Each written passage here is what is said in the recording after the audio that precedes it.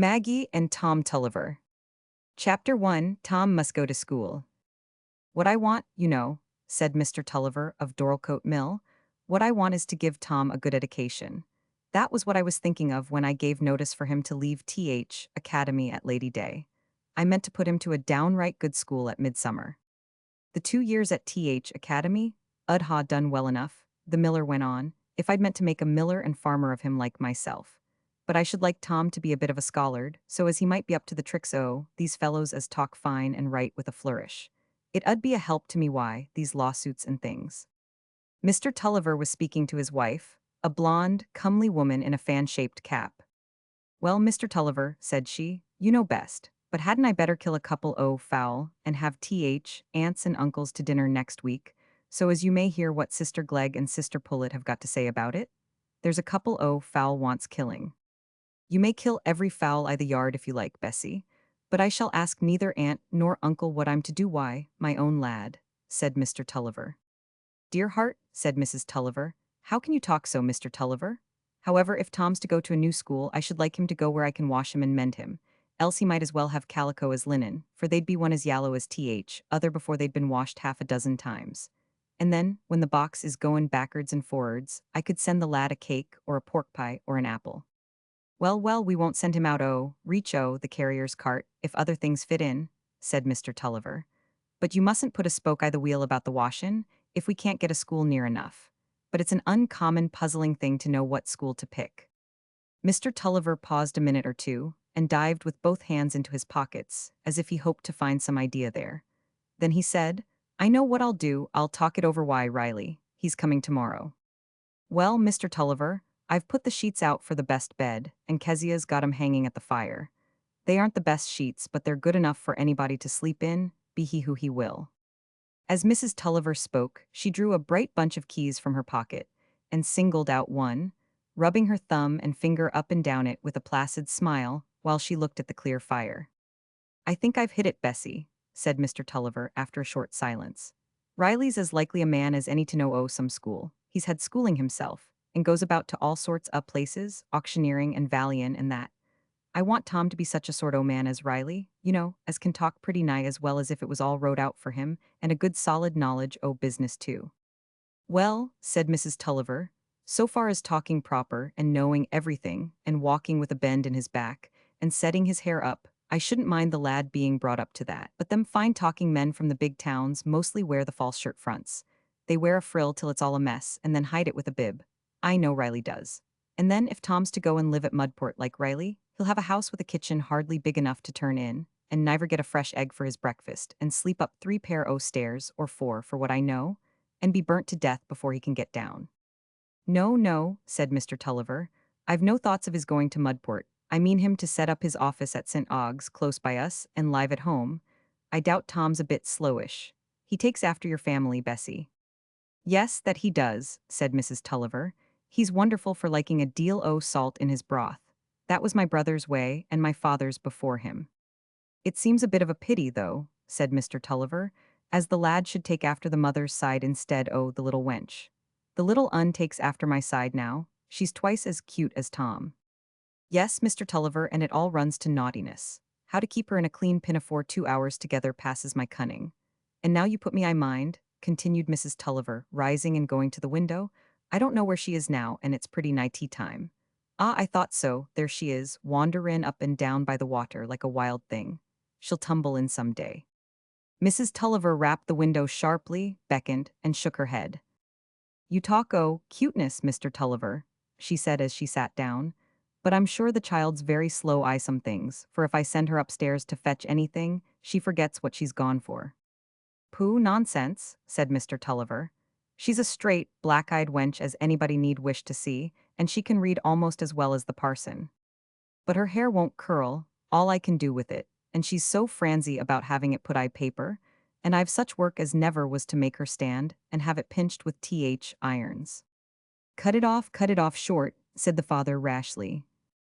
How can you talk so, Mr. Tulliver? She's too big a gel gone 9, and tall of her age, to have her hair cut short. Maggie, continued the mother as the child herself entered the room, where's the use my telling you to keep away from the water? You'll tumble in and be drowned some day, and then you'll be sorry you didn't do as mother told you." Maggie threw off her bonnet. Now, Mrs. Tulliver, desiring her daughter to have a curled crop, had had it cut too short in front to be pushed behind the ears. And as it was usually straight an hour after it had been taken out of paper, Maggie was incessantly tossing her head to keep the dark, heavy locks out of her gleaming black eyes. Oh dear, Maggie, what are you thinking of to throw your bonnet down there? Take it upstairs, there's a good gel, and let your hair be brushed, and put your other pinafore on, and change your shoes, do, for shame, and come and go on with your patchwork like a little lady."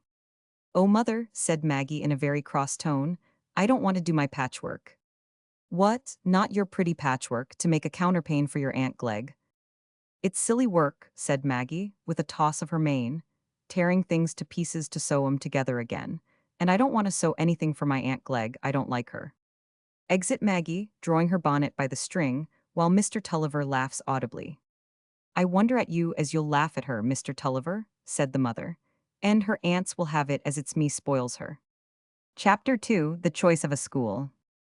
Mr. Riley, who came next day, was a gentleman with a waxen face and fat hands. He talked with his host for some time about the water supply to Dorlcote 1099. Then, after a short silence, Mr. Tulliver changed the subject. "There's a thing I've got i' my head," said he at last, in rather a lower tone than usual, as he turned his head and looked at his companion. "Ah," said Mr. Riley, in a tone of mild interest. "It's a very particular thing," Mr. Tulliver went on. "It's about my boy Tom." At the sound of this name, Maggie, who was seated on a low stool close by the fire, with a large book open on her lap, shook her heavy hair back and looked up eagerly. "You see, I want to put him to a new school at midsummer," said Mr. Tulliver.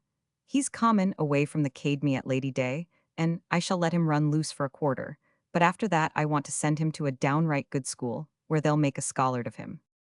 "Well," said Mr. Riley, "there's no greater advantage you can give him than a good education." "I don't mean Tom to be a miller and farmer," said Mr. Tulliver. "I see no fun i' that. Why, if I made him a miller, he'd be expectin' to take the mill in the land, and hinting at me as it was time for me to lay by. Nay, nay, I've seen enough o' that wise sons." These words cut Maggie to the quick. Tom was supposed capable of turning his father out of doors. This was not to be borne, and Maggie jumped up from her stool, forgetting all about her heavy book, which fell with a bang within the fender, and going up between her father's knees said, in a half-crying, half-angry voice, "Father, Tom wouldn't be naughty to you ever, I know he wouldn't." "What, they mustn't say any harm o' Tom, eh?" said Mr. Tulliver, looking at Maggie with a twinkling eye. Then he added gently, Go and see after your mother." "Did you ever hear the like on't?" said Mr. Tulliver as Maggie retired. "It's a pity but what she'd been the lad." Mr. Riley laughed, took a pinch of snuff, and said, "But your lad's not stupid, is he?" said Mr. Riley. "I saw him when I was here last, busy making fishing tackle. He seemed quite up to it." "Well, he isn't stupid. He's got a notion o' things out o' door, and a sort o' common sense, and he'll lay hold o' things by the right handle. But he's slow with his tongue, you see, and he reads but poorly and can't abide the books and spells all wrong, they tell me, and you never hear him say cute things like the little wench. Now, what I want is to send him to a school where they'll make him a bit nimble with his tongue and his pen, and make a smart chap of him." "You're quite in the right of it, Tulliver," observed Mr. Riley. "Better spend an extra 100 or 2 on your son's education than leave it him in your will." "I dare say, now, you know of a school as 'ud be just the thing for Tom," said Mr. Tulliver. Mr. Riley took a pinch of snuff, and waited a little before he said, "I know of a very fine chance for anyone that's got the necessary money, and that's what you have, Tulliver. But if anyone wanted his boy to be placed under a first-rate fellow, I know his man. He's an Oxford man and a parson. He's willing to take 1 or 2 boys as pupils to fill up his time. The boys would be quite of the family, the finest thing in the world for them, under Stelling's eye continually." "But do you think they'd give the poor lad twice pudding?" said Mrs. Tulliver, who was now in her place again. "And what money 'ud he want?" said Mr. Tulliver.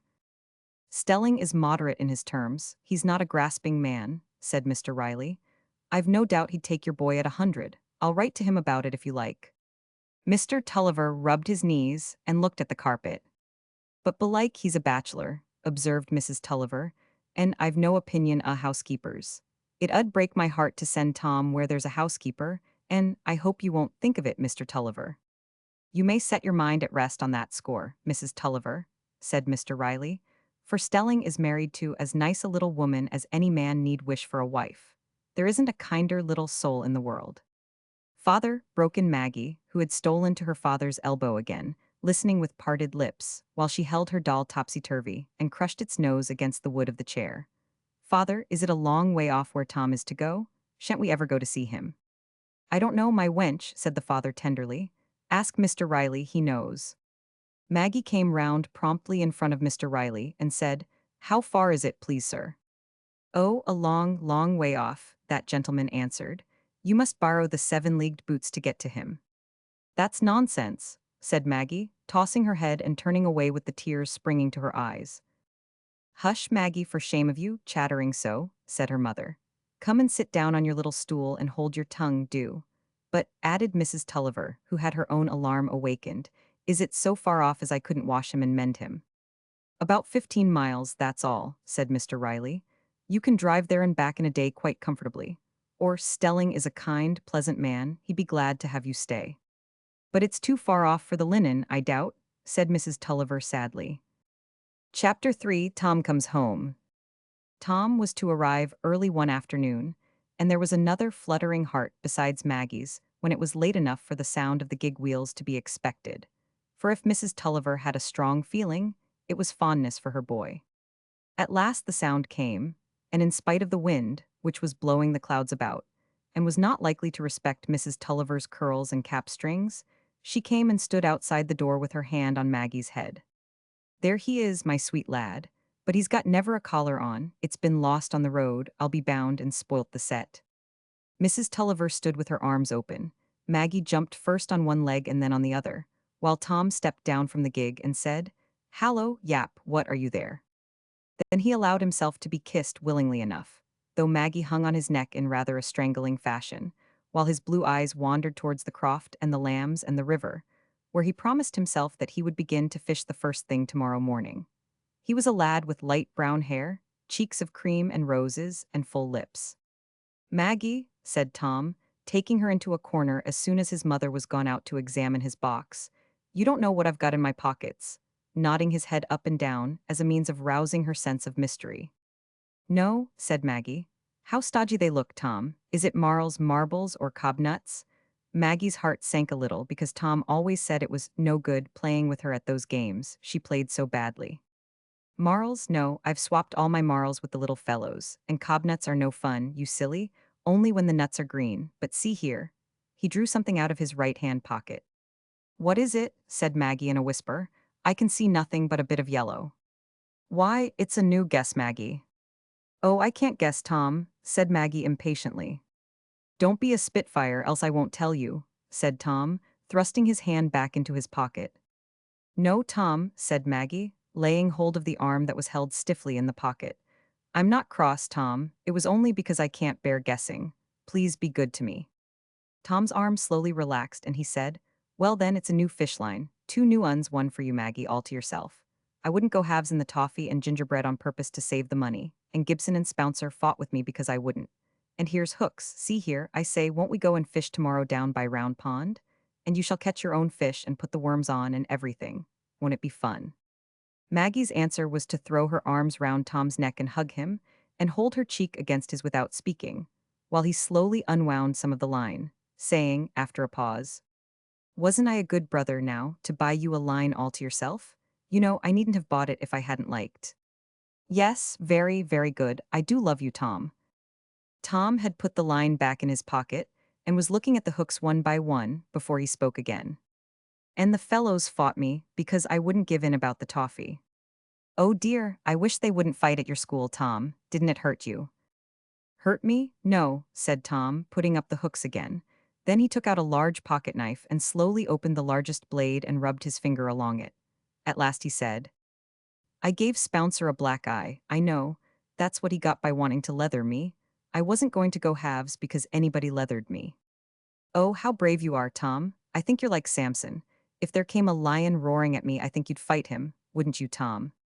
"How can a lion come roaring at you, you silly thing? There's no lions, only in the shows." "No, but if we were in the lion countries, I mean in Africa where it's very hot, the lions eat people there. I can show it you in the book where I read it." Well, I should get a gun and shoot him. But if you hadn't got a gun, we might have gone out, not thinking just as we go fishing, and then a great lion might run towards us roaring, and we couldn't get away from him. What should you do, Tom? Tom paused and at last turned away, saying, But the lion isn't coming. What's the use of talking? But I like to fancy how it would be, said Maggie, following him. Just think what you would do, Tom. Oh, don't bother, Maggie. You're such a silly. I shall go and see my rabbits. Upon this, Maggie's heart began to flutter with fear, for she had bad news for Tom. She dared not tell the sad truth at once, but she walked after Tom in trembling silence as he went out. Tom, she said timidly when they were out of doors, how much money did you give for your rabbits? 2 half-crowns and a sixpence, said Tom promptly. I think I've got a great deal more than that in my steel purse upstairs. I'll ask Mother to give it you. What for? Said Tom. I don't want your money, you silly thing. I've got a great deal more money than you because I'm a boy. Well, but Tom, if Mother would let me give you 2 half-crowns and a sixpence out of my purse to put into your pocket and spend, and buy some more rabbits with it. More rabbits? I don't want any more. Oh, but Tom's, they're all dead. Tom stopped and turned round towards Maggie. You forgot to feed 'em then, and Harry forgot? He said, his color rising for a moment. I'll pitch into Harry, I'll have him turned away. And I don't love you, Maggie. You shan't go fishing with me tomorrow. I told you to go and see the rabbits every day. He walked on again. Yes, but I forgot, and I couldn't help it, indeed, Tom. I'm so very sorry, said Maggie, while the tears rushed fast. You're a naughty girl, said Tom severely, and I'm sorry I bought you the fish line. I don't love you. Oh, Tom, it's very cruel, sobbed Maggie. I'd forgive you if you forgot anything. I wouldn't mind what you did. I'd forgive you and love you. Yes, you're a silly, but I never do forget things I don't. Oh, please forgive me, Tom. My heart will break, said Maggie, shaking with sobs, clinging to Tom's arm and laying her wet cheek on his shoulder. Tom shook her off. Now, Maggie, you just listen. Aren't I a good brother to you? Yees, sobbed Maggie. Didn't I think about your fish line all this quarter, and mean to buy it, and saved my money up purpose, and wouldn't go halves in the toffee, and Spouncer fought me because I wouldn't. Yees, and I love you so, Tom. But you're a naughty girl. Last holidays you licked the paint off my lozenge box, and the holidays before that you let the boat drag my fish line down when I'd set you to watch it, and you pushed your head through my kite, all for nothing. But I didn't mean, said Maggie. I couldn't help it. Yes, you could, said Tom, if you'd minded what you were doing. And you're a naughty girl and you shan't go fishing with me tomorrow. With this, Tom ran away from Maggie towards the mill, meaning to greet Luke there and complain to him of Harry. Oh, he is cruel. Maggie sobbed aloud. She would stay up in the attic and starve herself, hide herself behind the tub and stay there all night, and then they would all be frightened and Tom would be sorry. Thus Maggie thought in the pride of her heart, as she crept behind the tub. But presently she began to cry again at the idea that they didn't mind her being there. Meanwhile, Tom was too much interested in his talk with Luke, and in going the round of the mill to think of Maggie at all. But when he had been called in to tea, his father said, Why, where's the little wench? And Mrs. Tulliver, almost at the same moment, said, Where's your little sister? I don't know, said Tom. He didn't want to tell of Maggie, though he was angry with her, for Tom Tulliver was a lad of honor. What, hasn't she been playing with you all this while? Said the father. She'd been thinking, oh, nothing but you're coming home. I haven't seen her this 2 hours, says Tom. Goodness heart, she's got drownded, exclaimed Mrs. Tulliver, rising from her seat and running to the window.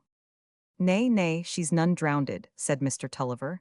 You've been naughty to her, I doubt, Tom. I'm sure I haven't, father, said Tom quickly. I think she's in the house.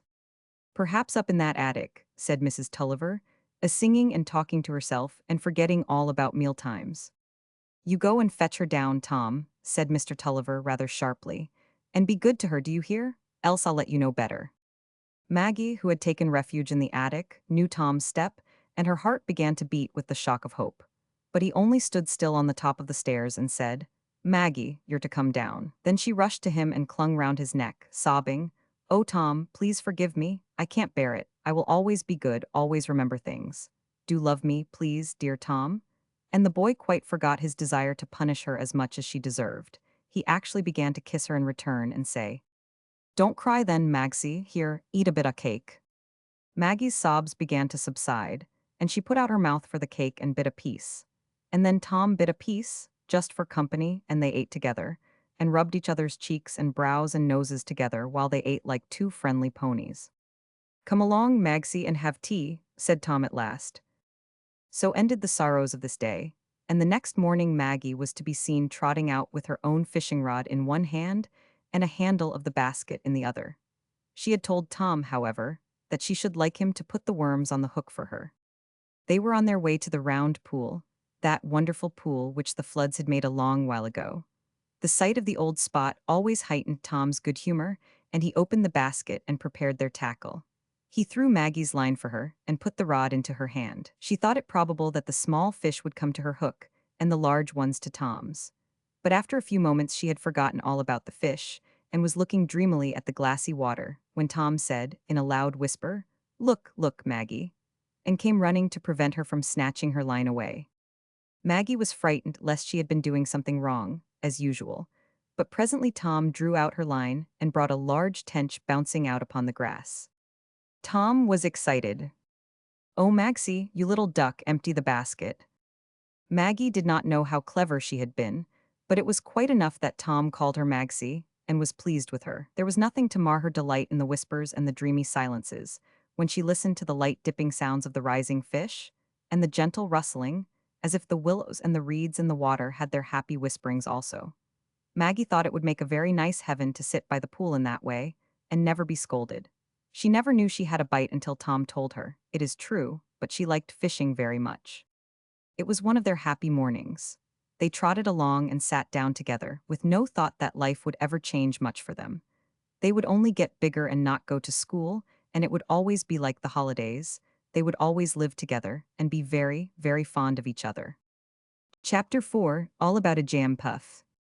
It was Easter week, and Mrs. Tulliver's cheesecakes were even more light than usual, so that no season could have been better for a family party to consult Sister Glegg and Sister Pullet and Sister Dean about Tom's going to school.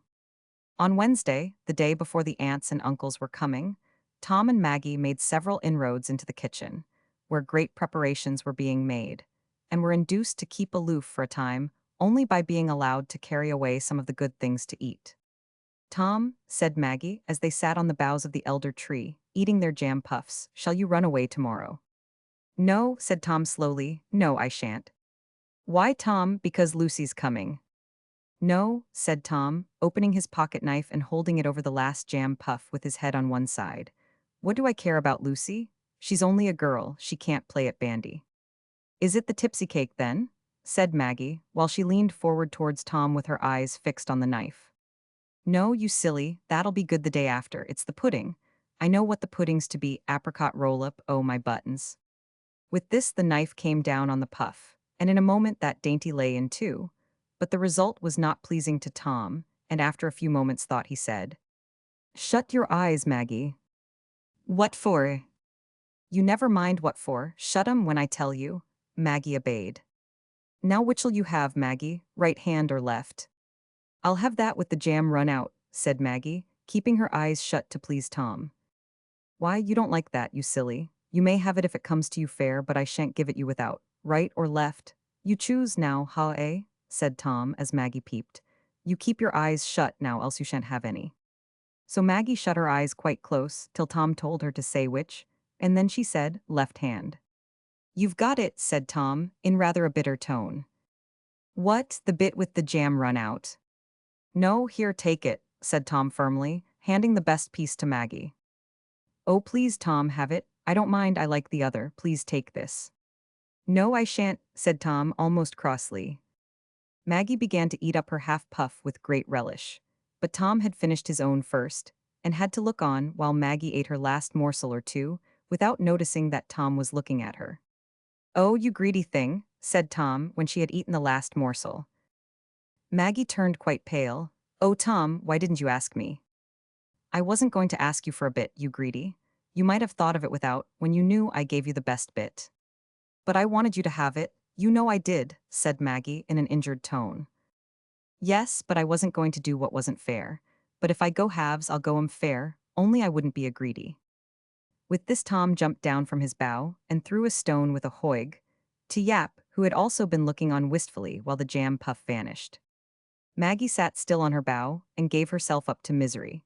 She would have given the world not to have eaten all her puff, and to have saved some of it for Tom. Not but that the puff was very nice, but she would have gone without it many times over sooner than Tom should call her greedy and be cross with her. And he had said he wouldn't have it, and she ate it without thinking. How could she help it? The tears flowed so plentifully that Maggie saw nothing around her for the next 10 minutes. Then she jumped from her bough to look for Tom. He was no longer near her, nor in the paddock behind the rickyard. Where was he likely to be gone, and yap with him?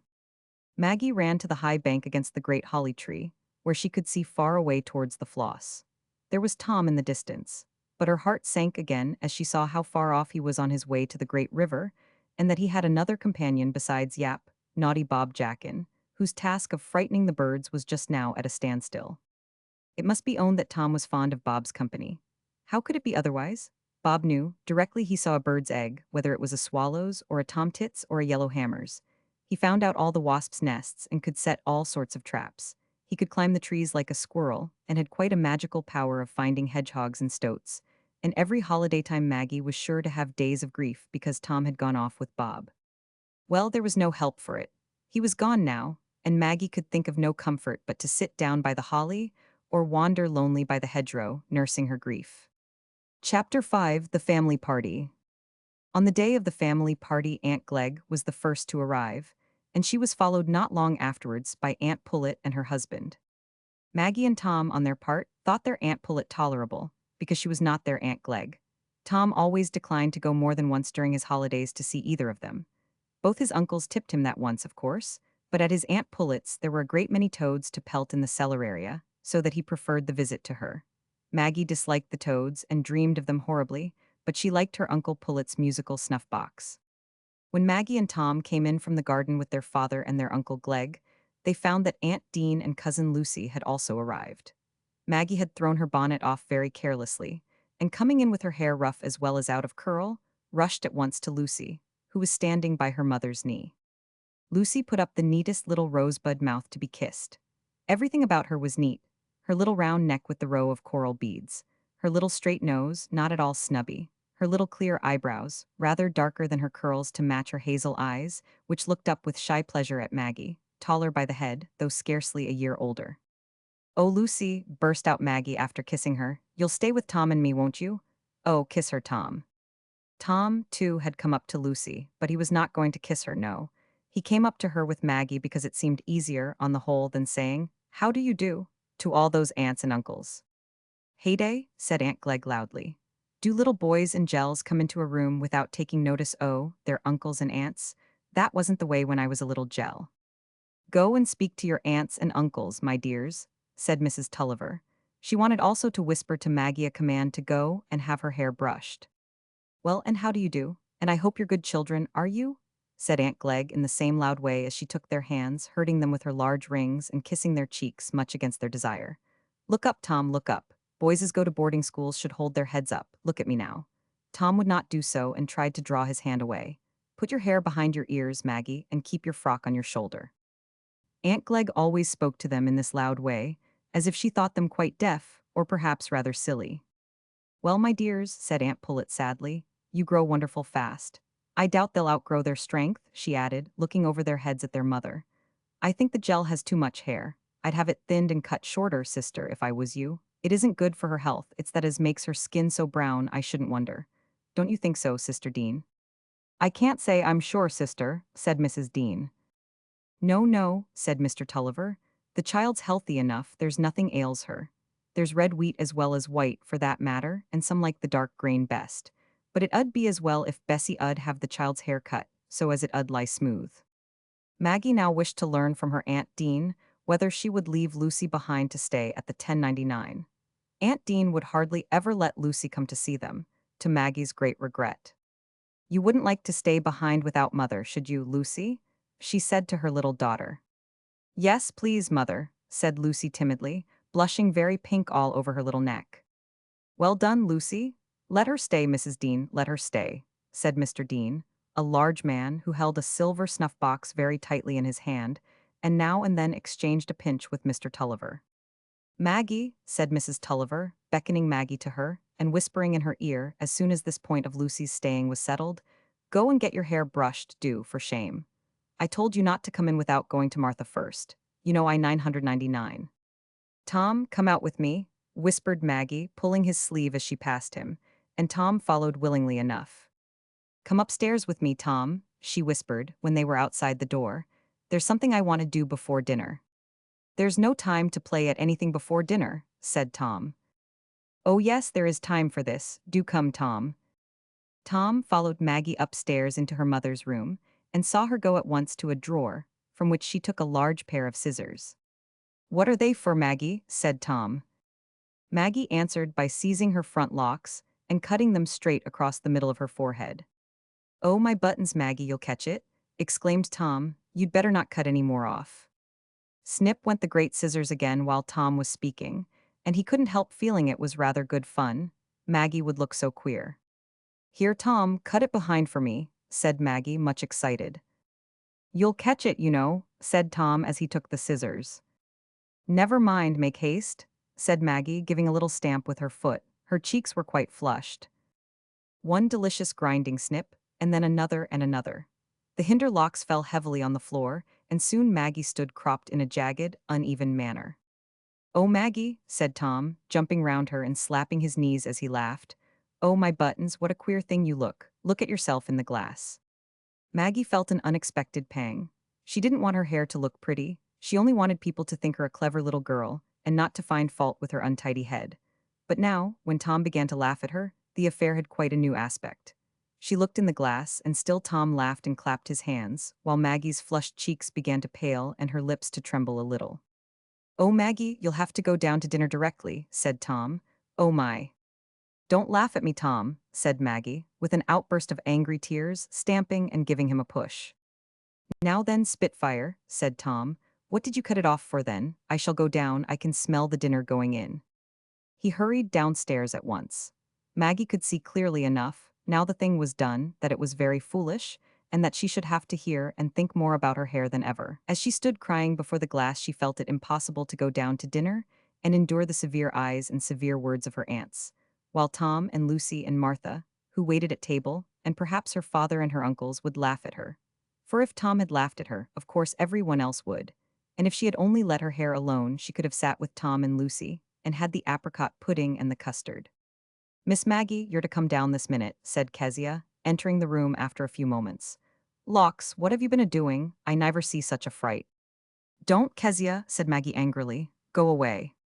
"But I tell you, you're to come down, miss, this minute. Your mother says so," said Kezia, going up to Maggie and taking her by the hand to raise her from the floor, on which she had thrown herself. "Get away, Kezia, I don't want any dinner," said Maggie, resisting Kezia's arm. "I shan't come." "Oh well, I can't stay. I've got to wait at dinner," said Kezia, going out again. "Maggie, you little silly," said Tom, peeping into the room 10 minutes later. "Why don't you come and have your dinner? There's lots o' goodies, and mother says you're to come." Oh, it was dreadful. Tom was so hard. If he had been crying on the floor, Maggie would have cried too. And there was the dinner, so nice, and she was so hungry. It was very bitter. But Tom was not altogether hard. He was not inclined to cry, but he went and put his head near her and said in a lower, comforting tone, "Won't you come then, Magsie? Shall I bring you a bit o' pudding when I've had mine, and a custard and things?" "Yees," said Maggie, beginning to feel life a little more tolerable. "Very well," said Tom, going away, but he turned again at the door and said, "But you'd better come, you know. There's the dessert nuts, you know, and cowslip wine." Slowly she rose from amongst her scattered locks, and slowly she made her way downstairs. Then she stood leaning with one shoulder against the frame of the dining parlor door, peeping in as it stood ajar. She saw Tom and Lucy with an empty chair between them, and there were the custards on a side table. It was too much. She slipped in and went towards the empty chair, but she had no sooner sat down than she wished herself back again. Mrs. Tulliver gave a little scream as she saw her, and felt such a turn that she dropped the large gravy spoon into the dish, with the most serious results to the tablecloth. Mrs. Tulliver's scream made all eyes turn towards the same point as her own, and Maggie's cheeks and ears began to burn, while Uncle Glegg, a kind-looking, white-haired old gentleman, said, "Heyday, what little gell's this? Why, I don't know her. Is it some little gel you've picked up in the road, Kezia?" "Why, she's gone and cut her hair herself. said Mr. Tulliver in an undertone to Mr. Dean, laughing with much enjoyment. Did you ever know such a little hussy as it is? Why, little miss, you've made yourself look very funny, said Uncle Pullet. Fie for shame, said Aunt Glegg in her loudest tone. Little gels as cut their own hair should be whipped and fed on bread and water, not come and sit down with their aunts and uncles. Aye, said Uncle Glegg playfully. She must be sent to jail, I think, and they'll cut the rest off there and make it all even. She's more like a gypsy nor ever, said Aunt Pullet in a pitying tone. It's very bad luck, sister, as the gel should be so brown, the boy's fair enough. I doubt it'll stand in her way I life to be so brown. She's a naughty child, as'll break her mother's heart, said Mrs. Tulliver with the tears in her eyes. Oh my Maggie, whispered Tom, I told you you'd catch it. The child's heart swelled, and getting up from her chair she ran to her father, hid her face on his shoulder, and burst out into loud sobbing. Come, my wench, said her father soothingly, putting his arm round her. Never mind, you was I the right to cut it off if it plagued you. Give over crying, father'll take your part. How your husband does spoil that child, Bessie, said Mrs. Glegg in a loud aside to Mrs. Tulliver. It'll be the ruin of her if you don't take care. My father never brought his children up so, else we should hob in a different sort o' family to what we are. Mrs. Tulliver took no notice of her sister's remark, but threw back her cap strings and served the pudding in silence. When the dessert came, the children were told they might have their nuts and wine in the summer house, since the day was so mild, and they scampered out among the budding bushes of the garden like small animals, getting from under a burning glass. Chapter 6: The Magic Music. The children were to pay an afternoon visit on the following day to Aunt Pullet at Garum Firs, where they would hear Uncle Pullet's musical box. Already at 12 o'clock, Mrs. Tulliver had on her visiting costume. Maggie was frowning and twisting her shoulders that she might, if possible, shrink away from the prickliest of tuckers, while her mother was saying, Don't, Maggie, my dear, don't look so ugly. Tom's cheeks were looking very red against his best blue suit, in the pockets of which he had, to his great joy, stowed away all the contents of his everyday pockets. As for Lucy, she was just as pretty and neat as she had been yesterday, and she looked with wondering pity at Maggie pouting and writhing under the tucker. While waiting for the time to set out, they were allowed to build card houses, as a suitable amusement for boys and girls in their best clothes. Tom could build splendid houses, but Maggie's would never bear the laying on of the roof. It was always so with the things that Maggie made, and Tom said that no girls could ever make anything. But it happened that Lucy was very clever at building. She handled the cards so lightly, and moved so gently, that Tom admired her houses as well as his own, the more readily because she had asked him to teach her. Maggie, too, would have admired Lucy's houses if Tom had not laughed when her houses fell, and told her that she was a stupid. Don't laugh at me, Tom, she burst out angrily. I'm not a stupid, I know a great many things you don't. Oh, I dare say, Miss Spitfire, I'd never be such a cross thing as you making faces like that. Lucy doesn't do so. I like Lucy better than you. I wish Lucy was my sister. Then it's wicked and cruel of you to wish so, said Maggie, starting up from her place on the floor and upsetting Tom's wonderful pagoda. She really did not mean it, but appearances were against her, and Tom turned white with anger but said nothing. He would have struck her, only he knew it was cowardly to strike a girl. Maggie stood in dismay and terror while Tom got up from the floor and walked away. Lucy looked on mutely, like a kitten pausing from its lapping. Oh, Tom, said Maggie at last, going halfway towards him, I didn't mean to knock it down. Indeed, I didn't. Tom took no notice of her, but took, instead, 2 or 3 hard peas out of his pocket and shot them with his thumbnail against the window, with the object of hitting a bluebottle which was sporting in the spring sunshine. Thus the morning had been very sad to Maggie, and when at last they set out, Tom's coldness to her all through their walk spoiled the fresh air and sunshine for her. He called Lucy to look at the half-built bird's nest without caring to show it to Maggie, and peeled a willow switch for Lucy and himself without offering one to Maggie. Lucy had said, Maggie, shouldn't you like one? But Tom was deaf. Still, the sight of the peacock spreading his tail on the stackyard wall, just as they reached the aunt's house, was enough to turn the mind from sadness. And this was only the beginning of beautiful sights at Garum Firs. All the farmyard life was wonderful there. Bantams, speckled and top-knotted. Friesland hens with their feathers all turned the wrong way. Guinea fowls that flew and screamed and dropped their pretty spotted feathers, pouter pigeons and a tame magpie. nay, a goat and a wonderful dog, half mastiff, half bulldog, as large as a lion. Uncle Pullet had seen the party from the window, and made haste to unbar and unchain the front door. Aunt Pullet, too, appeared at the doorway, and as soon as her sister was within hearing said, "Stop the children, Bessie. Don't let 'em come up the doorsteps. Sally's bringing the old mat and the duster to rub their shoes. You must come with me into the best room," she went on as soon as her guests had passed the portal. "May the children come too, sister?" inquired Mrs. Tulliver, who saw that Maggie and Lucy were looking rather eager. "Well," said Aunt Pullet, "it'll perhaps be safer for the girls to come. They'll be touching something if we leave 'em behind." When they all came down again, Uncle Pullet said that he reckoned the missus had been showing her bonnet. That was what had made them so long upstairs. Meanwhile, Tom had spent the time on the edge of the sofa directly opposite his Uncle Pullet, who looked at him with twinkling gray eyes and spoke to him as young sir. "Well, young sir, what do you learn at school?" was the usual question with Uncle Pullet, whereupon Tom always looked sheepish, rubbed his hand across his face, and answered, "I don't know." The appearance of the little girls made Uncle Pullet think of some small sweet cakes, of which he kept a stock under lock and key for his own private eating on wet days. But the three children had no sooner got them between their fingers than Aunt Pullet desired them to abstain from eating till the tray and the plates came, since with those crisp cakes they would make the floor all over crumbs. Lucy didn't mind that much, for the cake was so pretty she thought it was rather a pity to eat it. But Tom, watching his chance while the elders were talking, hastily stowed his own cake in his mouth at 2 bites. As for Maggie, she presently let fall her cake, and by an unlucky movement crushed it beneath her foot, a source of such disgrace to her that she began to despair of hearing the musical snuff-box today, till it occurred to her that Lucy was in high favor enough to venture on asking for a tune. So she whispered to Lucy, and Lucy, who always did what she was asked to do, went up quietly to her uncle's knee, and blushing all over her neck while she fingered her necklace, said, "Will you please play us a tune, uncle?" But Uncle Pullet never gave a too ready consent. "We'll see about it," was the answer he always gave, waiting till a suitable number of minutes had passed.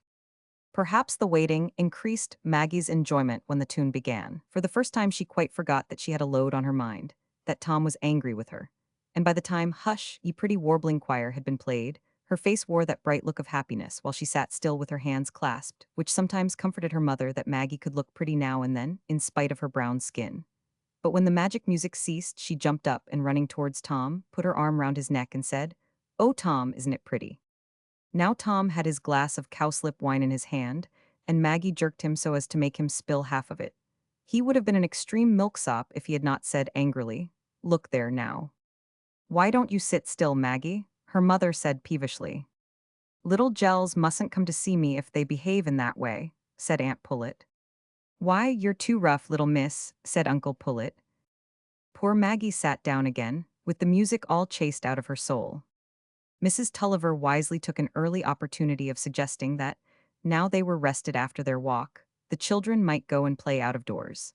And Aunt Pullet gave them leave, only telling them not to go off the paved walks in the garden, and if they wanted to see the poultry fed, to view them from a distance on the horse block.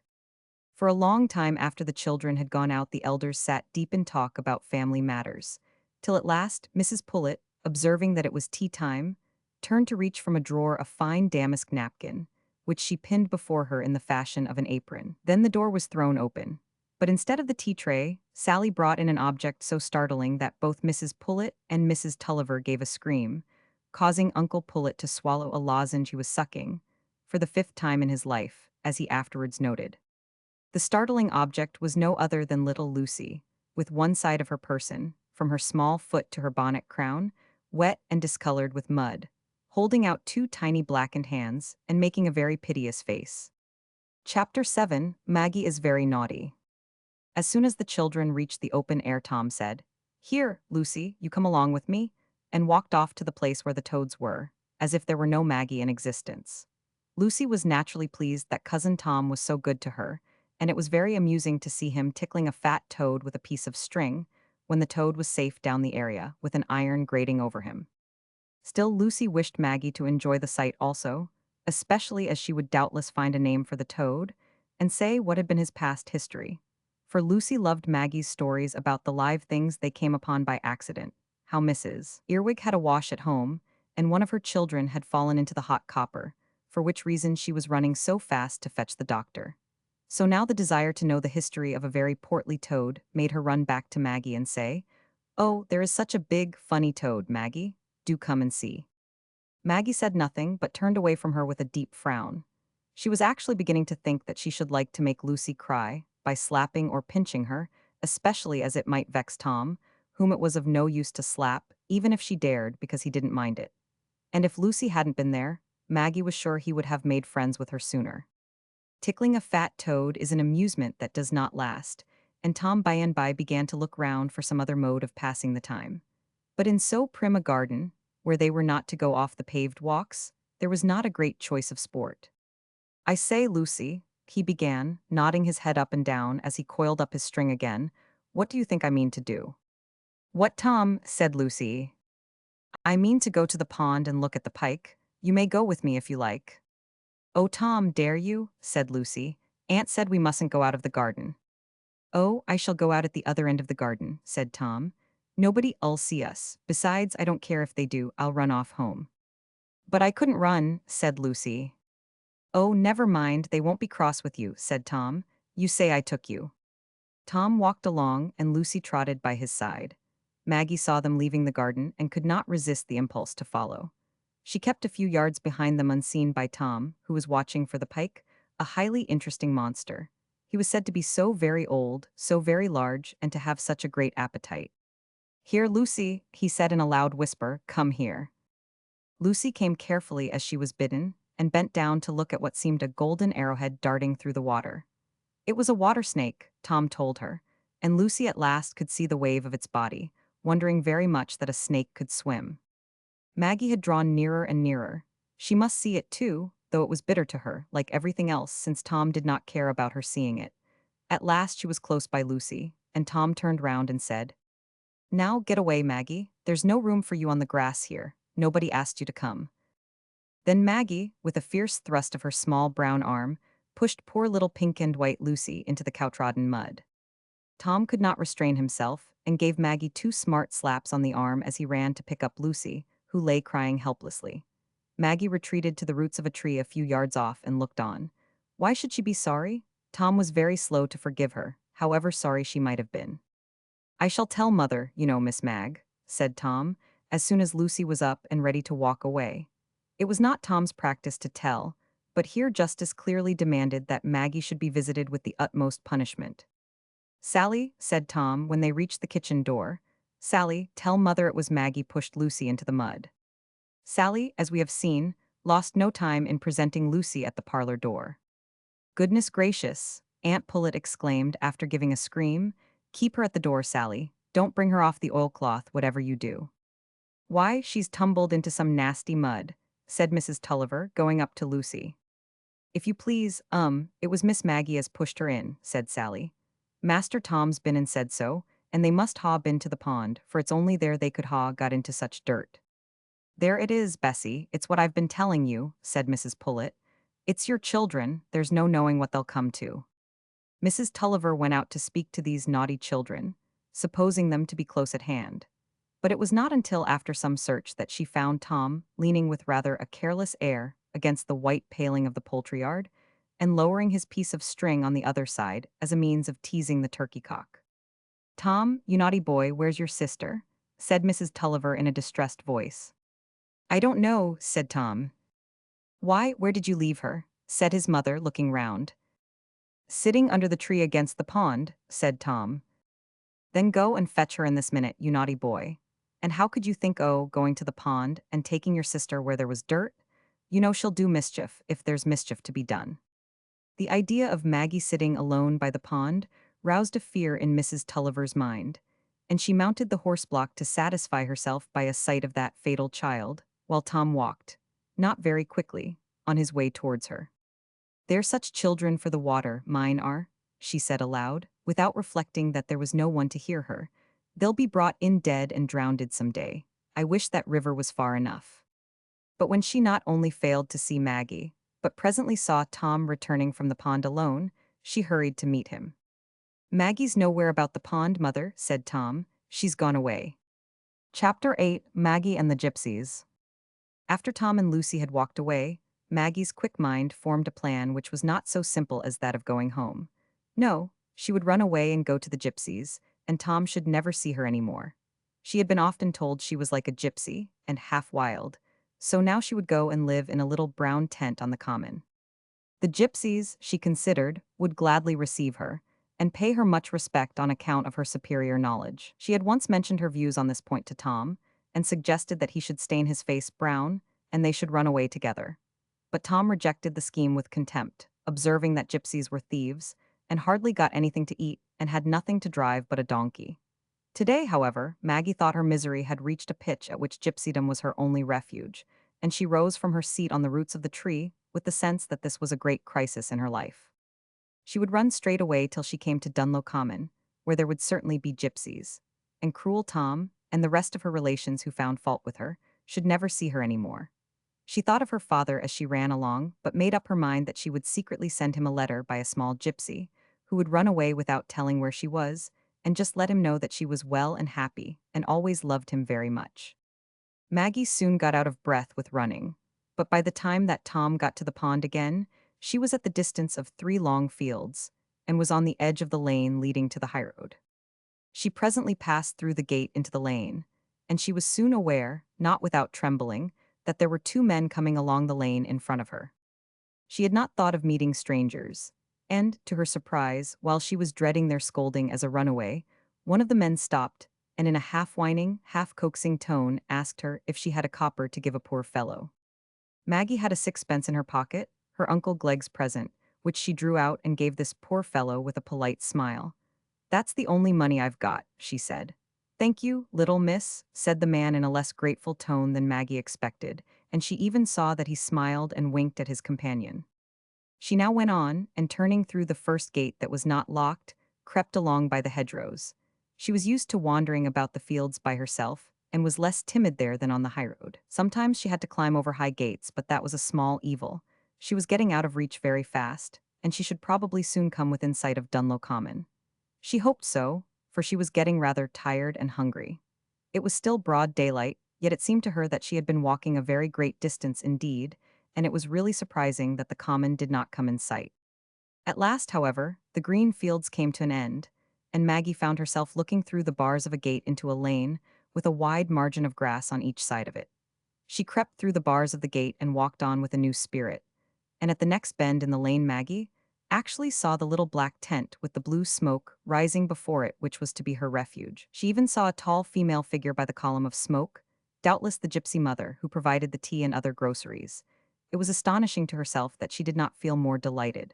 But it was startling to find the gypsies in a lane after all, and not on a common.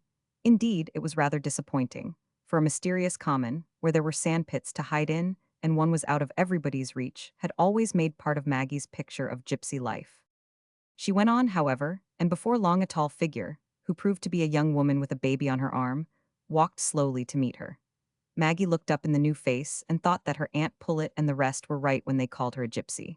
For this face, with the bright dark eyes and the long hair, was really something like what she used to see in her own glass before she cut her hair off. "My little lady, where are you going to?" the gypsy said. It was delightful, and just what Maggie expected. The gypsy saw at once that she was a little lady. "Not any farther," said Maggie. "I'm come to stay with you, please." "That's pretty, come then. Why, what a nice little lady you are, to be sure," said the gypsy, taking her by the hand. Maggie thought her very nice, but wished she had not been so dirty. There was quite a group round the fire when they reached it. An old gypsy woman was seated on the ground nursing her knees, and poking a skewer into the round kettle that sent forth an odorous steam. 2 small, shock-headed children were lying down resting on their elbows, and a donkey was bending his head over a tall girl, who, lying on her back, was scratching his nose and feeding him with a bite of excellent stolen hay. The slanting sunlight fell kindly upon them, and the scene was really very pretty and comfortable, Maggie thought, only she hoped they would soon set out the teacups. It was a little confusing, though, that the young woman began to speak to the old one in a language which Maggie did not understand, while the tall girl who was feeding the donkey sat up and stared at her. At last the old woman said, "What, my pretty lady, are you come to stay with us? Sit ye down, and tell us where you come from." "My pretty lady, are you come to stay with us?" It was just like a story. Maggie liked to be called pretty lady and treated in this way. She sat down and said, I'm come from home because I'm unhappy, and I mean to be a gypsy. I'll live with you if you like, and I can teach you a great many things." "Such a clever little lady," said the woman with the baby, sitting down by Maggie and allowing baby to crawl. "And such a pretty bonnet and frock," she added, taking off Maggie's bonnet and looking at it while she spoke to the old woman in the unknown language. The tall girl snatched the bonnet and put it on her own head hind foremost with a grin, but Maggie was determined not to show that she cared about her bonnet. "I don't want to wear a bonnet," she said. "I'd rather wear a red handkerchief like yours," looking at her friend by her side. "My hair was quite long till yesterday, when I cut it off, but I dare say it will grow again very soon." "Oh, what a nice little lady. And rich, I'm sure," said the old woman. "Didn't you live in a beautiful house at home?" "Yes, my home is pretty, and I'm very fond of the river where we go fishing, but I'm often very unhappy. I should have liked to bring my books with me, but I came away in a hurry, you know. But I can tell you almost everything there is in my books. I've read them so many times, and that will amuse you. And I can tell you something about geography, too. That's about the world we live in, very useful and interesting. Did you ever hear about Columbus?" "Is that where you live, my little lady?" said the old woman at the mention of Columbus. "Oh no," said Maggie with some pity. "Columbus was a very wonderful man who found out half the world, and they put chains on him and treated him very badly, you know, but perhaps it's rather too long to tell before tea. I want my tea so." "Why, she's hungry, poor little lady," said the younger woman. "Give her some o' the cold victual. You've been walking a good way, I'll be bound, my dear. Where's your home?" "It's Dorlcote Mill, a good way off," said Maggie. "My father is Mr. Tulliver, but we mustn't let him know where I am, else he'll fetch me home again. Where does the Queen of the Gypsies live?" "What, do you want to go to her, my little lady?" said the younger woman. "No," said Maggie. "I'm only thinking that if she isn't a very good queen you might be glad when she died, and you could choose another. If I was a queen, I'd be a very good queen and kind to everybody." "Here's a bit of nice victual then," said the old woman, handing to Maggie a lump of dry bread, which she had taken from a bag of scraps, and a piece of cold bacon. "Thank you," said Maggie, looking at the food without taking it, "but will you give me some bread and butter and tea instead? I don't like bacon." "We've got no tea nor butter," said the old woman with something like a scowl. "Oh, a little bread and treacle would do," said Maggie. "We han't got no treacle," said the old woman crossly. Meanwhile the tall girl gave a shrill cry, and presently there came running up a rough urchin about the age of Tom. He stared at Maggie, and she felt very lonely, and was quite sure she should begin to cry before long. But the springing tears were checked when two rough men came up, while a black cur ran barking up to Maggie, and threw her into a tremor of fear. Maggie felt that it was impossible she should ever be queen of these people. "This nice little lady's come to live with us," said the young woman. "Aren't you glad?"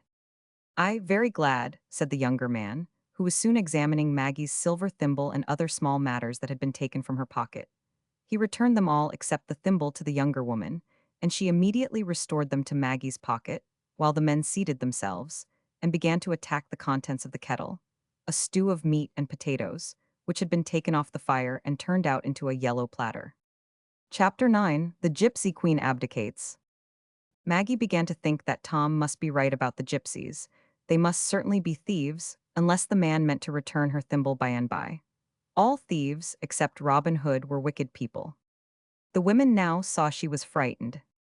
"We've got nothing nice for a lady to eat," said the old woman in her coaxing tone, "and she's so hungry, sweet little lady."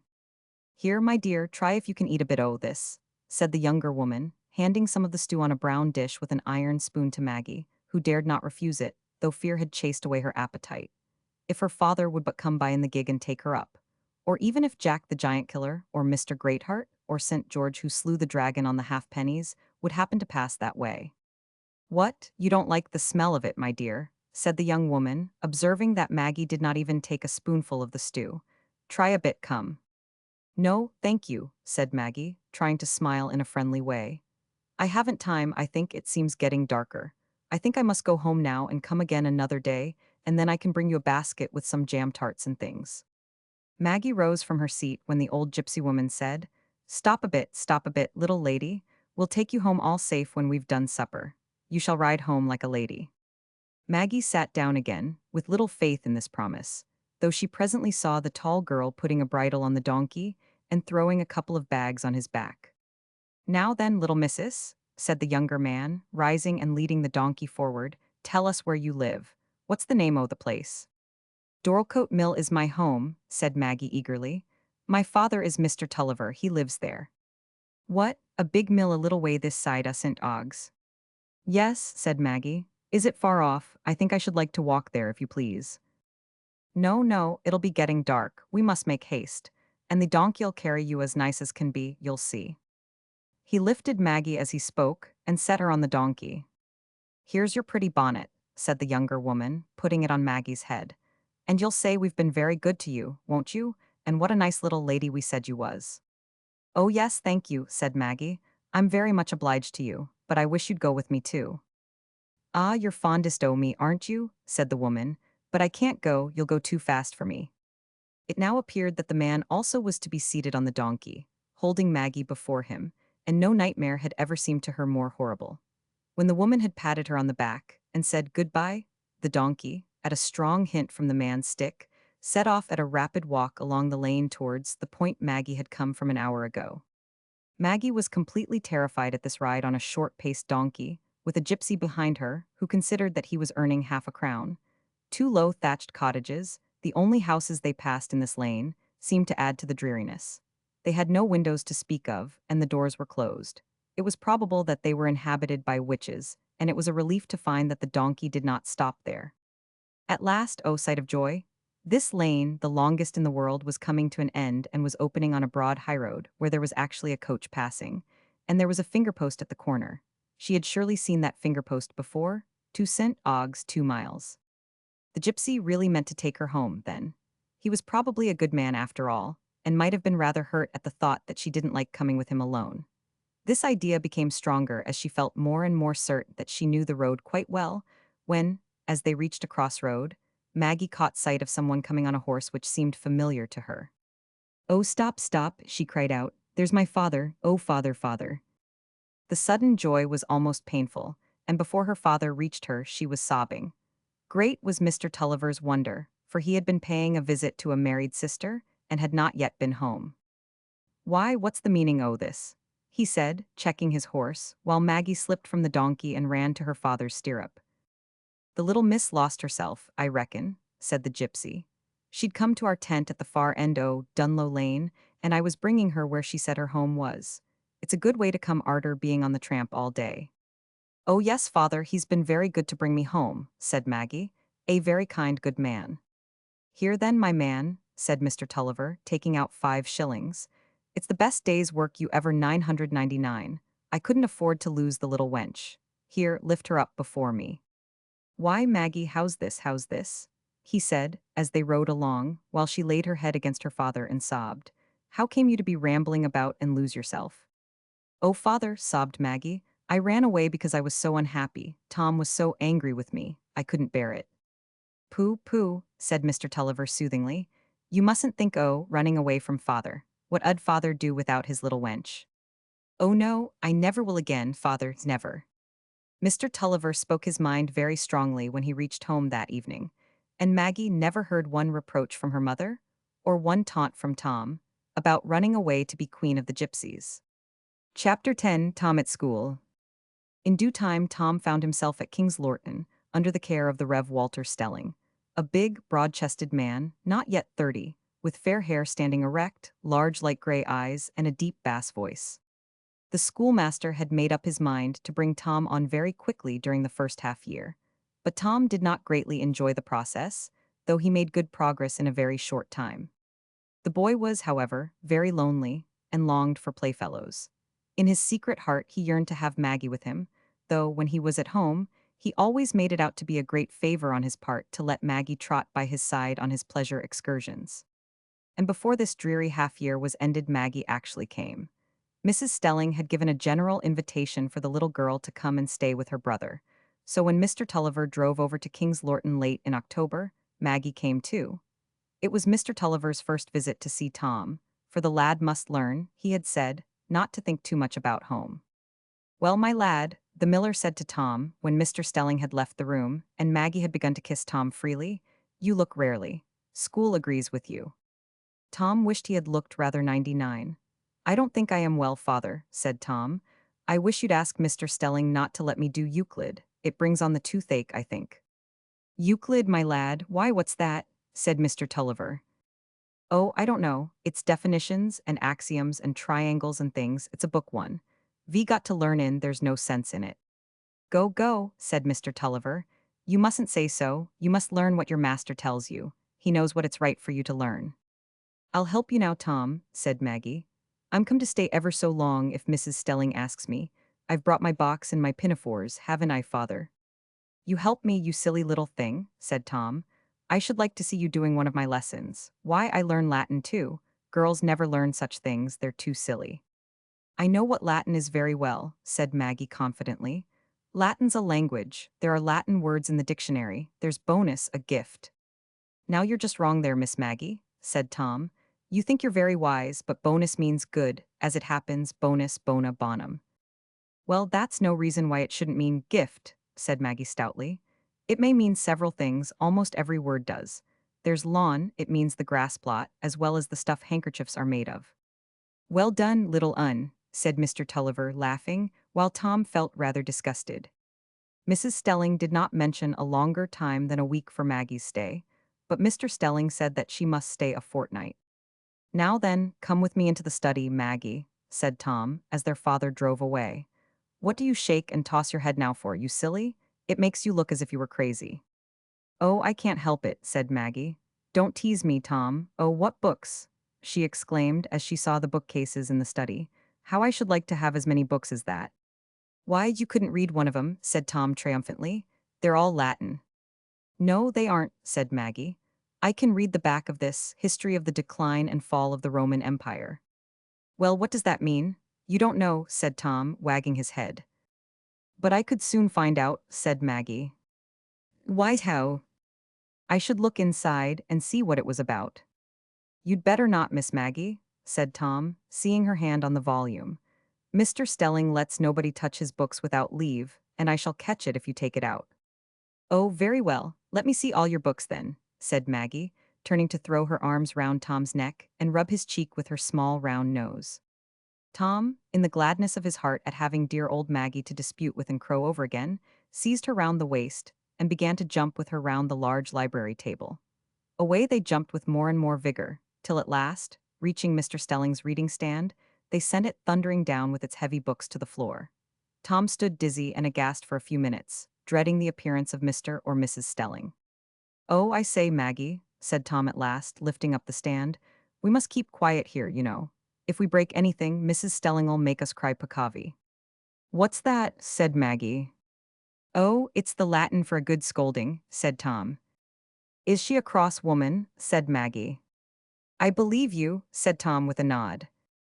I think all women are crosser than men, said Maggie. Aunt Glegg's a great deal crosser than Uncle Glegg, and Mother scolds me more than Father does. Well, you'll be a woman some day, said Tom, so you needn't talk. But I shall be a clever woman, said Maggie with a toss. Oh, I dare say, and a nasty, conceited thing. Everybody'll hate you. But you oughtn't to hate me, Tom. It'll be very wicked of you, for I shall be your sister. Yes, but if you're a nasty, disagreeable thing, I shall hate you. Oh, but Tom, you won't. I shan't be disagreeable. I shall be very good to you, and I shall be good to everybody. You won't hate me really, will you, Tom? Oh, bother, never mind. Come, it's time for me to learn my lessons. See here what I've got to do, Tom went on, drawing Maggie towards him and showing her his theorem, while she pushed her hair behind her ears and prepared herself to help him in Euclid. It's nonsense, she said after a few moments reading, and very ugly stuff. Nobody need want to make it out. Ah, there now, Miss Maggie, said Tom, drawing the book away and wagging his head at her. You see you're not so clever as you thought you were. Oh, said Maggie, pouting, I dare say I could make it out if I'd learned what goes before as you have. But that's what you just couldn't, Miss Wisdom, said Tom, for it's all the harder when you know what goes before. But get along with you now, I must go on with this. Here's the Latin grammar, see what you can make of that. Maggie found the Latin grammar quite soothing, for she delighted in new words, and quickly found that there was an English key at the end, which would make her very wise about Latin at slight expense. After a short period of silence, Tom called out, Now then, Magsie, give us the grammar. Oh, Tom, it's such a pretty book. she said, as she jumped out of the large armchair to give it him. I could learn Latin very soon. I don't think it's at all hard. Oh, I know what you've been doing, said Tom. You've been reading the English at the end. Any donkey can do that. Here, come and hear if I can say this. Stand at that end of the table. Here, Magsie, come and hear if I can say this. Maggie obeyed and took the open book. Where do you begin, Tom? Oh, I begin at appellativa arborum, because I say all over again what I've been learning this week. Tom sailed along pretty well for 3 lines, and then he stuck fast. There, you needn't laugh at me, Tom, for you didn't remember it at all, you see. Feeh, I told you girls couldn't learn Latin. Very well then, said Maggie, pouting. I can say it as well as you can, and you don't mind your stops. For you ought to stop twice as long at a semicolon as you do at a comma, and you make the longest stops where there ought to be no stops at all. Oh well, don't chatter, let me go on. It was a very happy fortnight to Maggie, this visit to Tom. She was allowed to be in the study while he had his lessons, and in time got very deep into the examples in the Latin grammar. Mr. Stelling liked her prattle immensely, and they were on the best of terms. She told Tom she should like to go to school to Mr. Stelling, as he did, and learn just the same things. She knew she could do Euclid, for she had looked into it again, and she saw what ABC meant. They were the names of the lines. I'm sure you couldn't do it now, said Tom, and I'll just ask Mr. Stelling if you could. I don't mind, said she. I'll ask him myself. Mr. Stelling, she said, that same evening when they were in the drawing room, couldn't I do Euclid and all Tom's lessons if you were to teach me instead of him? No, you couldn't, said Tom indignantly. Girls can't do Euclid, can they, sir? They can pick up a little of everything, I dare say, said Mr. Stelling, but they couldn't go far into anything. They're quick and shallow. Tom, delighted with this, wagged his head at Maggie behind Mr. Stelling's chair. As for Maggie, she had hardly ever been so angry. She had been so proud to be called quick all her little life, and now it appeared that this quickness showed what a poor creature she was. It would have been better to be slow, like Tom. Ha ha, Miss Maggie, said Tom when they were alone. You see it's not such a fine thing to be quick. You'll never go far into anything, you know. And Maggie had no spirit for a retort. But when she was fetched away in the gig by Luke, and the study was once more quite lonely for Tom, he missed her grievously. Still, the dreary half-year did come to an end at last. How glad Tom was to see the last yellow leaves fluttering before the cold wind.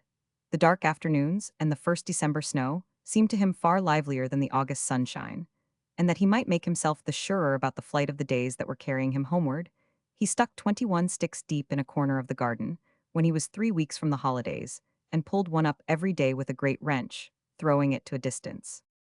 But it was worth buying, even at the heavy price of the Latin grammar. The happiness of seeing the bright light in the parlor at home as the gig passed over the snow-covered bridge, the happiness of passing from the cold air to the warmth, and the kisses and the smiles of home. Chapter 11, The New Schoolfellow. Father, said Tom one evening, near the end of the holidays, Uncle Glegg says Lawyer Wakem is going to send his son to Mr. Stelling. You won't like me to go to school with Wakem's son, will you, father? It's no matter for that, my boy, said Mr. Tulliver. Don't you learn anything bad of him, that's all. The lad's a poor deformed creator. It's a sign Wakem thinks high o' Mr. Stelling, as he sends his son to him, and Wakem knows meal from bran, lawyer and rascal though he is. It was a cold, wet January day, on which Tom went back to school. If he had not carried in his pocket a parcel of sugar candy, there would have been no ray of pleasure to enliven the gloom. Well, Tulliver, we're glad to see you again, said Mr. Stelling heartily on his arrival. Take off your wrappings and come into the study till dinner. You'll find a bright fire there and a new companion. Tom felt in an uncomfortable flutter as he took off his woolen comforter and other wrappings. He had seen Philip Wakem at St. Ogg's, but had always turned his eyes away from him as quickly as possible, for he knew that, for several reasons, his father hated the Wakem family with all his heart. Here is a new companion for you to shake hands with, Tulliver, said Mr. Stelling on entering the study. Master Philip Wakem. You already know something of each other, I imagine, for you are neighbors at home. Tom looked confused, while Philip rose and glanced at him timidly. Tom did not like to go up and put out his hand, and he was not prepared to say, "How do you do?" on so short a notice. Mr. Stelling wisely turned away and closed the door behind him. He knew that boys' shyness only wears off in the absence of their elders. Philip was at once too proud and too timid to walk towards Tom. He thought, or rather felt, that Tom did not like to look at him, so they remained without shaking hands or even speaking, while Tom went to the fire and warmed himself, every now and then casting glances at Philip, who seemed to be drawing absently first one object and then another on a piece of paper he had before him. What was he drawing? Wondered Tom after a spell of silence. He was quite warm now and wanted something new to be going forward. Suddenly he walked across the hearth and looked over Philip's paper. "Why, that's a donkey with panniers and a spaniel and partridges in the corn," he exclaimed. "Oh, my buttons, I wish I could draw like that. I'm to learn drawing this half. I wonder if I shall learn to make dogs and donkeys." "Oh, you can do them without learning," said Philip. "I never learned drawing." "Never learned?" said Tom in amazement. "Why, when I make dogs and horses and those things, the heads and the legs won't come right, though I can see how they ought to be very well. I can make houses and all sorts of chimneys, chimneys going all down the wall and windows in the roof and all that. But I dare say I could do dogs and horses if I was to try more," he added. "Oh yes," said Philip. "It's very easy. You've only to look well at things and draw them over and over again. What you do wrong once, you can alter the next time." "But haven't you been taught anything?" said Tom. "Yes," said Philip, smiling. "I've been taught Latin and Greek and mathematics and writing and such things." "Oh, but I say, you don't like Latin though, do you?" said Tom. "Pretty well, I don't care much about it," said Philip. "But I've done with the grammar," he added. "I don't learn that any more." "Then you won't have the same lessons as I shall?" said Tom, with a sense of disappointment. "No, but I dare say I can help you. I shall be very glad to help you if I can." Tom did not say, "Thank you," for he was quite absorbed in the thought that Wakem's son did not seem so spiteful a fellow as might have been expected. "I say," he said presently, "do you love your father?" "Yes," said Philip, coloring deeply. "Don't you love yours?" "Oh yes, I only wanted to know," said Tom, rather ashamed of himself. Now he saw Philip coloring and looking uncomfortable. "Shall you learn drawing now?" he said, by way of changing the subject. "No," said Philip. "My father wishes me to give all my time to other things now." "What, Latin and Euclid and those things?" said Tom. "Yes," said Philip, who had left off using his pencil, and was resting his head on one hand, while Tom was leaning forward on both elbows and looking at the dog and the donkey. "And you don't mind that?" said Tom with strong curiosity. "No, I like to know what everybody else knows. I can study what I like by and by." "I can't think why anybody should learn Latin," said Tom. "It's no good." "It's part of the education of a gentleman," said Philip. "All gentlemen learn the same things." "What, do you think Sir John Crake, the master of the Harriers, knows Latin?" said Tom. "He learnt it when he was a boy, of course," said Philip, "but I dare say he's forgotten it."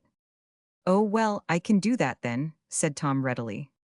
"Oh, I don't mind Latin," said Philip, unable to choke a laugh. "I can remember things easily. And there are some lessons I'm very fond of. I'm very fond of Greek history and everything about the Greeks. I should like to have been a Greek and fought the Persians, and then have come home and written tragedies, or else have been listened to by everybody for my wisdom, like Socrates, and have died a grand death." "Why, were the Greeks great fighters?" said Tom, who saw a vista in this direction. "Is there anything like David and Goliath and Samson in the Greek history? Those are the only bits I like in the history of the Jews." "Oh, there are very fine stories of that sort about the Greeks, about the heroes of early times who killed the wild beasts, as Samson 999. And in the Odyssey, that's a beautiful poem, there's a more wonderful giant than Goliath, Polypheme, who had only one eye in the middle of his forehead. And Ulysses, a little fellow, but very wise and cunning, got a red-hot pine tree and stuck it into this one eye, and made him roar like 1,000 bulls." "Oh, what fun," said Tom, jumping away from the table and stamping first with one leg and then the other. "I say, can you tell me all about those stories? Because I shan't learn Greek, you know, shall I?" he added, pausing in his stamping with a sudden alarm lest the contrary might be possible.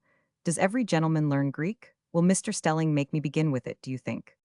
"No, I should think not, very likely not," said Philip. "But you may read those stories without knowing Greek. I've got them in English." "Oh, but I don't like reading. I'd sooner have you tell them me, but only the fighting ones, you know. My sister Maggie is always wanting to tell me stories, but they're stupid things. Girls' stories always are. Can you tell a good many fighting stories?" "Oh yes," said Philip, "lots of them, besides the Greek stories. I can tell you about Richard Coeur de Lion and Saladin, and about William Wallace and Robert Bruce and James Douglas. I know no end." You're older than I am, aren't you? Said Tom. Why, how old are you? I'm 15. I'm only going in 14, said Tom. But I thrashed all the fellows at Jacob's, that's where I was before I came here, and I beat 'em all at bandy and climbing. And I wish Mr. Stelling would let us go fishing. I could show you how to fish. You could fish, couldn't you? It's only standing and sitting still, you know. Philip winced under this allusion to his unfitness for active sports, and he answered almost crossly. I can't bear fishing. I think people look like fools sitting watching a line hour after hour, or else throwing and catching nothing. Ah, but you wouldn't say they looked like fools when they landed a big pike, I can tell you, said Tom. Wakem's son, it was plain, had his disagreeable points and must be kept in due check. Chapter 12, The Duke of Wellington. As time went on, Philip and Tom found many common interests, and became, on the whole, good comrades. But they had occasional tiffs, as was to be expected, and at one time had a serious difference which promised to be final. This occurred shortly before Maggie's second visit to Tom. She was going to a boarding school with Lucy, and wished to see Tom before setting out. When Maggie came, she could not help looking with growing interest at the new schoolfellow, although he was the son of that wicked lawyer Wakeham, who made her father so angry. She had arrived in the middle of school hours, and had sat by while Philip went through his lessons with Mr. Stelling. Tom, some weeks before, had sent her word that Philip knew no end of stories, not stupid stories like hers, and she was convinced now that he must be very clever. She hoped he would think her rather clever too when she came to talk to him. I think Philip Wakeham seems a nice boy, Tom, she said, when they went out of the study together into the garden. He couldn't choose his father, you know, and I've read of very bad men who had good sons, as well as good parents who had bad children. And if Philip is good, I think we ought to be the more sorry for him because his father is not a good man. You like him, don't you? Oh, he's a queer fellow, said Tom curtly, and he's as sulky as can be with me because I told him one day his father was a rogue. And I'd a right to tell him so, for it was true, and he began it with calling me names. But you stop here by yourself a bit, Magsie, will you? I've got something I want to do upstairs. Can I go too? Said Maggie, who, in this first day of meeting again, loved Tom's very shadow. No, it's something I'll tell you about by and by, not yet, said Tom, skipping away. In the afternoon, the boys were at their books in the study, preparing the morrow's lessons, that they might have a holiday in the evening in honor of Maggie's arrival. Tom was hanging over his Latin grammar, and Philip, at the other end of the room, was busy with two volumes that excited Maggie's curiosity. He did not look at all as if he were learning a lesson. She sat on a low stool at nearly a right angle with the two boys, watching first one and then the other. I say, Magsie, said Tom at last, shutting his books, I've done my lessons now, come upstairs with me. What is it? Said Maggie, when they were outside the door. It isn't a trick you're going to play me now. No, no, Maggie, said Tom in his most coaxing tone. It's something you'll like ever so. He put his arm round her neck, and she put hers round his waist, and, twined together in this way, they went upstairs. I say, Magsie, you must not tell anybody, you know, said Tom, else I shall get 50 lines. Is it alive? Said Maggie, thinking that Tom kept a ferret. Oh, I shan't tell you, said he. Now you go into that corner and hide your face while I reach it out, he added, as he locked the bedroom door behind them. I'll tell you when to turn round. You mustn't squeal out, you know. Oh, but if you frighten me, I shall, said Maggie, beginning to look rather serious. You won't be frightened, you silly thing, said Tom. Go and hide your face and mind you don't peep. Of course I shan't peep, said Maggie disdainfully, and she buried her face in the pillow like a person of strict honor. But Tom looked round warily as he walked to the closet, then he stepped into the narrow space and almost closed the door. Maggie kept her face buried until Tom called out, Now then, Magsie. Nothing but very careful study could have enabled Tom to present so striking a figure as he did to Maggie when she looked up. With some burnt cork, he had made himself a pair of black eyebrows that met over his nose and were matched by a blackness about the chin. He had wound a red handkerchief round his cloth cap to give it the air of a turban, and his red comforter across his breast as a scarf. An amount of red which, with the frown on his brow, and the firmness with which he grasped a real sword, as he held it with its point resting on the ground, made him look very fierce and bloodthirsty indeed. Maggie looked bewildered for a moment, and Tom enjoyed that moment keenly. But in the next she laughed, clapped her hands together, and said, Oh, Tom, you've made yourself like Bluebeard at the show. It was clear she had not been struck with the presence of the sword. It was not unsheathed. Her foolish mind required a more direct appeal to its sense of the terrible, and Tom prepared for his master stroke. Frowning fiercely, he carefully drew the sword, a real one, from its sheath and pointed it at Maggie. "Oh, Tom, please don't," cried Maggie in a tone of dread, shrinking away from him into the opposite corner. "I shall scream, I'm sure I shall. Oh, don't, I wish I'd never come upstairs." "Oh, Tom, please don't," cried Maggie. The corners of Tom's mouth showed an inclination to a smile that was immediately checked. Slowly, he let down the scabbard on the floor lest it should make too much noise, and then said sternly, "I'm the Duke of Wellington. March," stamping forward with the right leg a little bent, and the sword still pointed towards Maggie, who, trembling and with tear-filled eyes, got upon the bed, as the only means of widening the space between them. Tom, happy in this spectator, even though it was only Maggie, proceeded to such an exhibition of the cut and thrust as would be expected of the Duke of Wellington. "Tom, I will not bear it, I will scream," said Maggie at the first movement of the sword. "You'll hurt yourself, you'll cut your head off." "1, 2, said Tom firmly, though at 2 his wrist trembled a little. 3 came more slowly, and with it the sword swung downwards, and Maggie gave a loud shriek. The sword had fallen with its edge on Tom's foot, and in a moment after he had fallen too. Maggie leaped from the bed, still shrieking, and soon there was a rush of footsteps towards the room. Mr. Stelling, from his upstairs study, was the first to enter. He found both the children on the floor. Tom had fainted, and Maggie was shaking him by the collar of his jacket, screaming with wild eyes. She thought he was dead, poor child, and yet she shook him, as if that would bring him back to life. In another minute she was sobbing with joy because Tom had opened his eyes. She couldn't sorrow yet that he had hurt his foot. It seemed as if all happiness lay in his being alive. In a very short time, the wounded hero was put to bed, and a surgeon was fetched, who dressed the wound with a serious face which greatly impressed everyone. Chapter 13, Philip and Maggie. Poor Tom bore his severe pain like a hero, but there was a terrible dread weighing on his mind. So terrible that he dared not ask the question which might bring the fatal yes. He dared not ask the surgeon or Mr. Stelling, "Shall I be lame, sir?" It had not occurred to either of these gentlemen to set the lad's mind at rest with hopeful words. But Philip watched the surgeon out of the house, and waylaid Mr. Stelling to ask the very question that Tom had not dared to ask for himself. "I beg your pardon, sir, but does Mr. Askern say Tulliver will be lame?" Oh no," said Mr. Stelling, "only for a little while." "Did he tell Tulliver so, sir, do you think?" "No, nothing was said to him on the subject." "Then I may go and tell him, sir." "Yes, to be sure. Now you mention it, I dare say he may be troubling about that. Go to his bedroom, but be very quiet." It had been Philip's first thought when he heard of the accident. Will Tulliver be lame? It will be very hard for him if he is. And Tom's offenses against himself were all washed out by that pity. "Mr. Askern says you'll soon be all right again, Tulliver, did you know?" he said rather timidly, as he stepped gently up to Tom's bed. "I've just been to ask Mr. Stelling, and he says you'll walk as well as ever again by and by." Tom looked up with that stopping of the breath which comes with a sudden joy. Then he gave a long sigh, and turned his blue-gray eyes straight on Philip's face, as he had not done for a fortnight or more. As for Maggie, the bare idea of Tom's being always lame overcame her, and she clung to him and cried afresh. "Don't be a little silly, Magsie," said Tom tenderly, feeling very brave now. "I shall soon get well." "Goodbye, Tulliver," said Philip, putting out his small, delicate hand, which Tom clasped with his strong fingers. "I say," said Tom, "ask Mr. Stelling to let you come and sit with me sometimes, till I get up again, Wakem, and tell me about Robert Bruce, you know."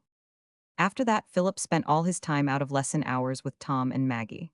Tom liked to hear fighting stories as much as ever, but he said he was sure that those great fighters, who did so many wonderful things and came off unhurt, wore excellent armor from head to foot, which made fighting easy work.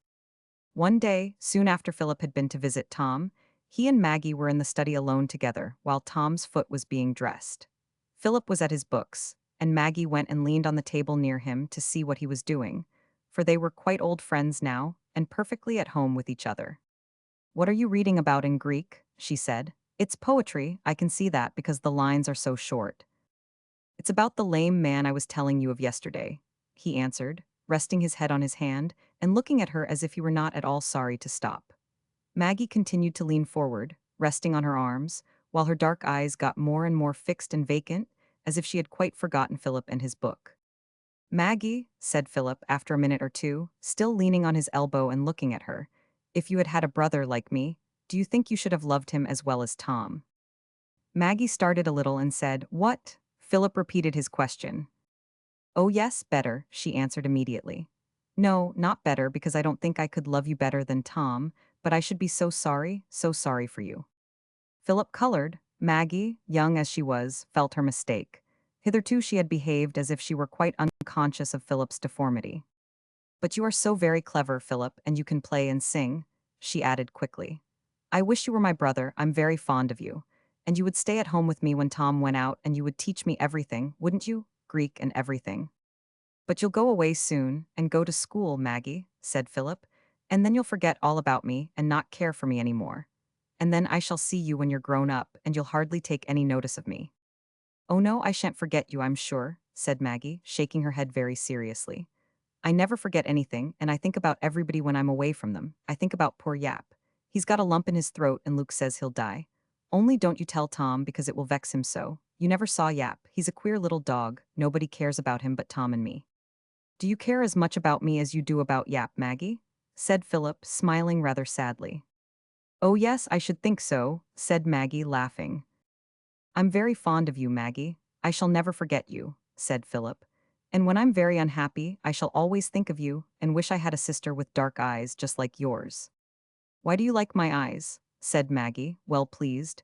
She had never heard of anyone but her father speak of her eyes as if they had merit. I don't know, said Philip. They're not like any other eyes. They seem trying to speak kindly. I don't like other people to look at me much, but I like you to look at me, Maggie. Why, I think you're fonder of me than Tom is, said Maggie. Then, wondering how she could convince Philip that she could like him just as well, although he was crooked, she said, Should you like me to kiss you, as I do Tom? I will, if you like. Yes, very much, nobody kisses me. Maggie put her arm round his neck and kissed him. There now, she said. I shall always remember you, and kiss you when I see you again, if it's ever so long. But I'll go now because I think Mr. Askern's done with Tom's foot. When their father came the second time, Maggie said to him, Oh, father, Philip Wakem is so very good to Tom. He is such a clever boy, and I do love him. And you love him too, Tom, don't you? Say you love him, she added entreatingly. Tom colored a little as he looked at his father and said, I shan't be friends with him when I leave school, father. But we've made it up now, since my foot has been bad, and he's taught me to play at draughts, and I can beat him. Well, well, said Mr. Tulliver, if he's good to you, try and make him amends and be good to him. He's a poor crooked creator and takes after his dead mother. But don't you be getting too thick with him. He's got his father's blood in him too. By the time Tom had reached his last quarter at King's Lorton, the years had made striking changes in him. He was a tall youth now, and wore his tailcoat and his stand-up collars. Maggie, too, was tall now, with braided and coiled hair. She was almost as tall as Tom, though she was only 13, and she really looked older than he 999. At last the day came when Tom was to say goodbye to his tutor, and Maggie came over to King's Lorton to fetch him home. Mr. Stelling put his hand on Tom's shoulder and said, God bless you, my boy. Let me know how you get on. Then he pressed Maggie's hand, but there were no audible goodbyes. Tom had so often thought how joyful he should be the day he left school for good. And now that the great event had come, his school years seemed like a holiday that had come to an end.